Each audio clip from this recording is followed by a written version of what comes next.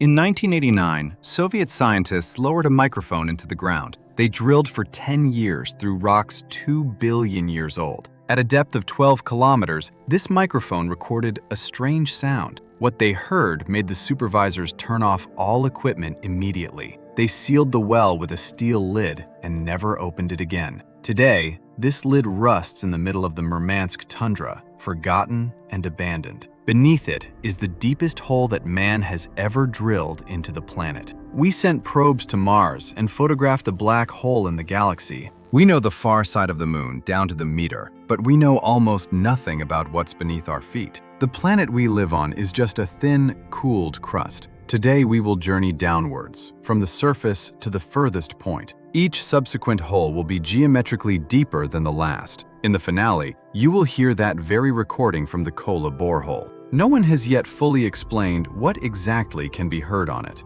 Our first stop is in India, at a depth of 30 meters. Imagine a huge pit, resembling an inverted stone pyramid in the ground.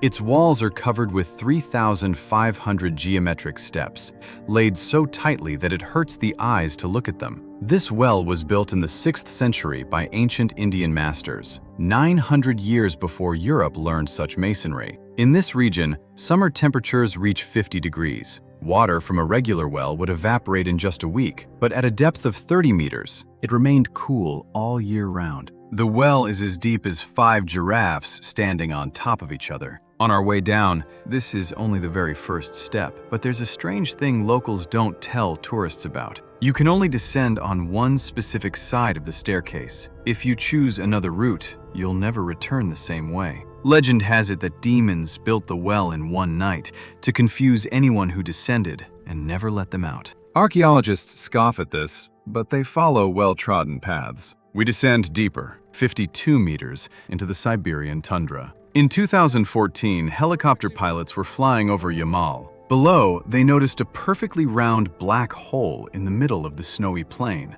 No buildings nearby, no villages, no traces of human technology. Just a flat pit, 20 meters in diameter, in the middle of the permafrost. The first expedition found no traces of an explosion or a meteorite impact. The walls of the pit were smooth, as if someone had burned them from the inside, and dark, icy water stood at the bottom. Conspiracy theorists started talking about missile silos and aliens. The truth turned out to be more earthly and much more frightening. Beneath the peninsula's permafrost lie huge deposits of frozen methane. They formed back during the last ice age. When the climate warms, the permafrost melts and releases the accumulated gas. At some point, the pressure exceeds the strength of the rock above the accumulation. An explosion occurs, ejecting a column of earth and leaving a circular hole. Since that year, 20 more such holes have been found in Yamal, and they are appearing more and more frequently.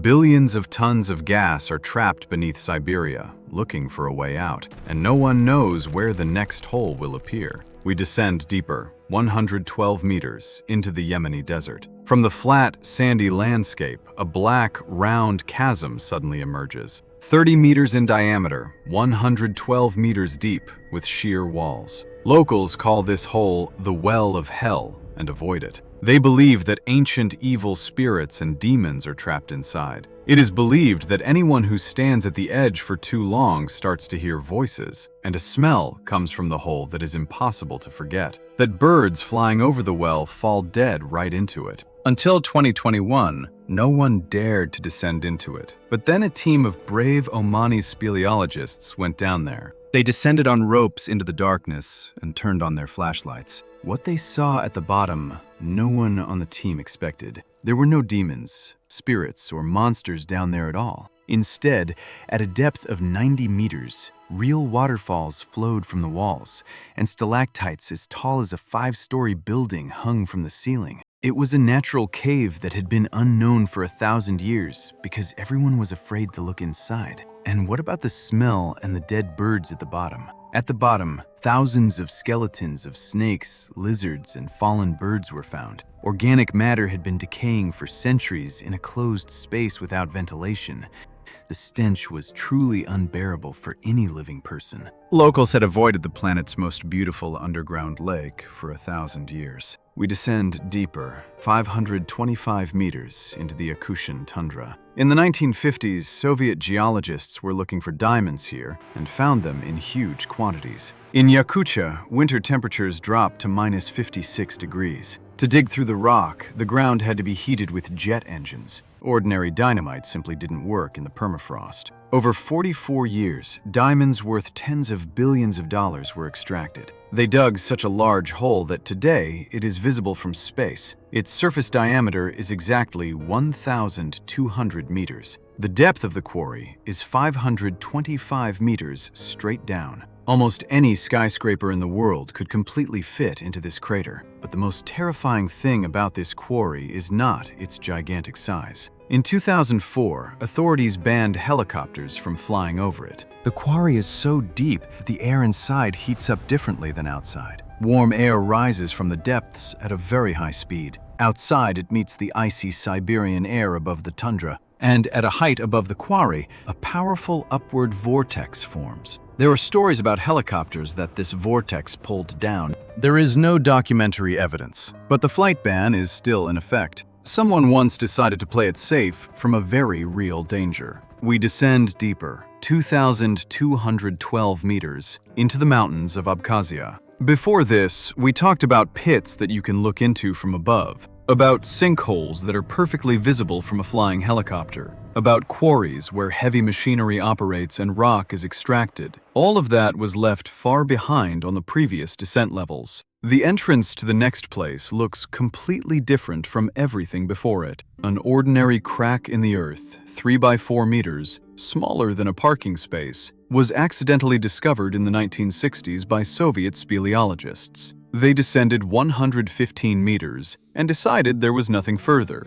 They went back up and for many years forgot about this crack. For the next 50 years, expeditions returned to this hole and found that it was deeper and deeper and deeper. In 2018, a Russian team reached the very bottom, 2,212 meters vertically below the Earth's surface. This is the second deepest known cave on the entire planet, and descending to the very bottom takes 4 full, arduous days. The ascent back up takes just as long, with equipment. 8 days of complete isolation from the world and sunlight. Most of the time, a person hangs on a rope in complete darkness, in narrow stone passages, often filled with icy underground water. Now listen carefully, because the scariest part is about to begin. September of the same year, an expedition of 8 people at the bottom. They have been in the camp for 3 days at a depth of 2,000 meters. It's the morning of the 7th day, calmly preparing breakfast and planning a shoot. And then,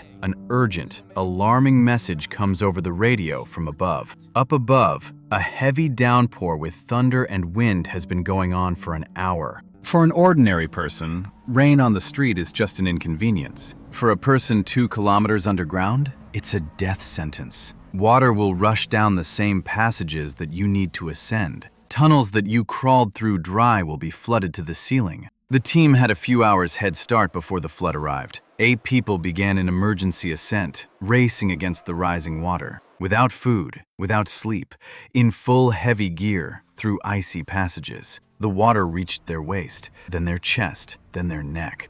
Several times they almost fell into deadly water traps. They still made it out. All 8 people survived. One of them, Andrei Zhikov, later frankly admitted to journalists. He said that he would never go there again for any money. 3 years later, a new expedition descended into the same Verevkina.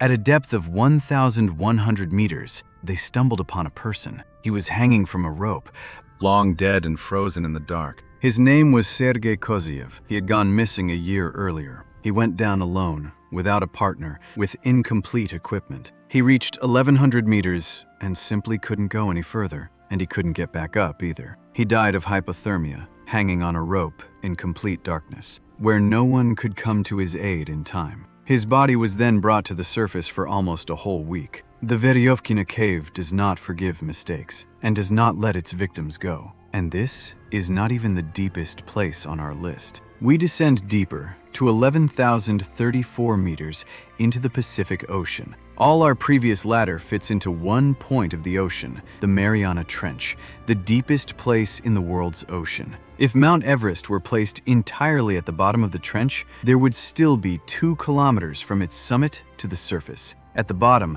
the pressure is 1,100 Earth atmospheres. 11 tons of weight pressed down on every square centimeter from above. A person without equipment would instantly turn into a thin film. The water temperature at the bottom is only 1 or 2 degrees above zero. There is no sunlight there, and there never has been in history. No life should exist under such conditions. And yet it is there, and it is a true miracle of biology. In 1960, the Swiss Picard and the American Walsh descended to the very bottom of the trench in a bathyscaphe named Trieste. They spent 20 minutes there and saw something incredible through the porthole. A live fish, flat and white, resembling a common flounder, a creature that should not have survived such pressure. In 2012, James Cameron repeated the dive alone. The director of Titanic spent 3 long hours at the bottom. Cameron also found ordinary plastic bags at the bottom of the trench. People have polluted even a place they can't reach themselves. But the deepest point on the planet was dug not by nature, but by man. We descend deeper one last time, to 12,262 meters, to the Kola Peninsula, to the northernmost part of the Murmansk region. At the height of the Cold War, the Soviet Union and the United States competed in many things, not only in space and weapons, but also in the depths of the Earth. The Americans launched Project Mohole to drill the ocean floor. They wanted to reach the planet's mantle through the thin oceanic crust. Americans quickly ran out of money and the project was shut down. The Soviets decided that if the Americans couldn't do it, they could. But they wouldn't drill in the sea. Instead, for reliability, they would drill on land, on the oldest and hardest part of the crust on the Kola Peninsula. Drilling began in 1970 with continuous work. They worked around the clock, in 3 shifts, without days off or holidays. The first 7 kilometers were completed quite quickly, in a few years. After that, the work became significantly more difficult, almost unbearable for the equipment. The temperature rose faster than geologists and engineers had anticipated. At 10 kilometers, it reached 120 degrees Celsius.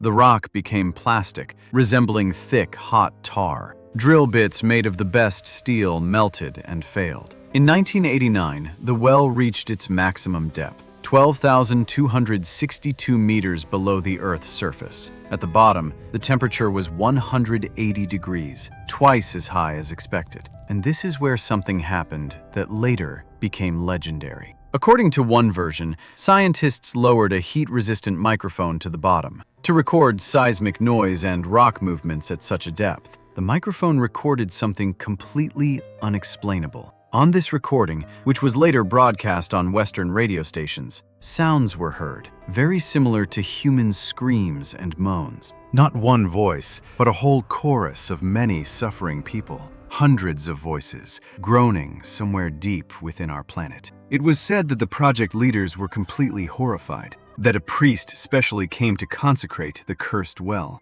that the information was classified as a state secret. So where is the real truth in all of this? The well really did stop in 1992. The official reason was a temperature of 180 degrees at the very bottom. An additional reason was the collapse of the Soviet Union and the cessation of project funding. And what about that terrifying recording of screams? The recording exists, but journalists analyzed it back in the 90s. It turned out to be an excerpt from an Italian horror film from the 70s. Someone, in search of a sensation, passed off a movie soundtrack as the sounds of hell. But Soviet geologists really did make genuine, inexplicable discoveries. At a depth of 6 kilometers, in rocks 2 billion years old, they found microscopic fossils. Life on Earth appeared earlier and deeper than we thought. At a depth of 9 kilometers, they encountered streams of hot, mineralized water, which shouldn't have been there. At 12 kilometers, pure hydrogen was constantly being released from the rock, in such volumes that the well was literally boiling with this volatile gas. The Earth beneath us is alive. It breathes and holds its ancient secrets. Even modern science, with satellites and quantum computers, has only reached 12 kilometers. That's 0.19% of the way to the center of the Earth. To reach the core, we would need to drill 520 times deeper. The deepest hole we've ever made in our own planet is just like a needle prick in an apple peel. We have barely scratched the very top thin layer of the Earth's crust. What lies beneath is essentially another planet. The temperature there reaches 6,000 degrees, like on the surface of the sun. The pressure is 360,000 atmospheres in the very core. No one has ever been there, and most likely, no one ever will. Everything we know about this place has only been obtained indirectly, through echoes of earthquakes, through magnetic fields, and mathematical conjectures. Perhaps it doesn't matter what sounds were recorded at the Kola borehole. What's important is that we live on the thinnest shell of our planet, and beneath it lies a vast, dark, and almost unexplored space. Every pit we've talked about today is a reminder of our ignorance. The planet where we were all born still remains alien. Write in the comments which of these pits you would go down into, and which you wouldn't even touch for a million. See you in the next journey to the strangest places on the planet.